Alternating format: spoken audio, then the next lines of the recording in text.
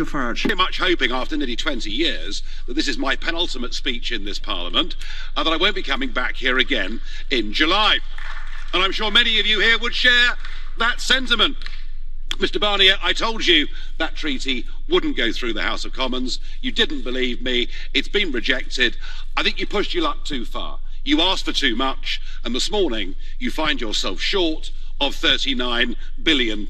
So I'm sure you're feeling a bit sore about that. But don't worry, help is at hand, because the House of Commons today will do, I'm sure, their utmost to betray the Brexit vote.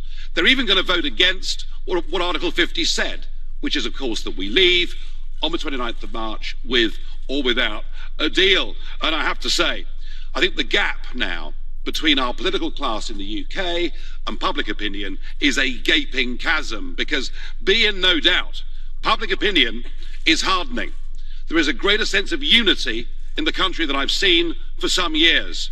We simply want to leave, and that applies to many who voted Remain as well, because they respect the very principle of democracy. And we've had enough. We've seen the snarling anger towards our country of Mr Verhofstadt, the bureaucratic intransigence of Mr Barnier, the constant stream of insults that come from Mr Tusk, and we're of one mind. We don't want to be governed by you. We want to govern ourselves. Now, I'm sure the next instalment of this will be the British Prime Minister next Thursday going to the European Summit in Brussels, another humiliating display where she begs for an extension to Article 50. Well, I've got a solution to all of this.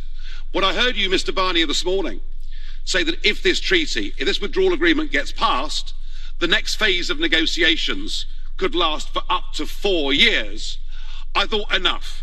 We don't want to waste 4 more years of our life, 4 more years of agony, and you don't want to waste another 4 years. You've got your plan. You want a United States of Europe. You want your army. You want everyone to join the euro. You want to get rid of the nation states. We are just a damned nuisance. And add to that, as Mr Verhofstadt said, the European elections. You don't want me coming back here, or hordes of Eurosceptics coming back here.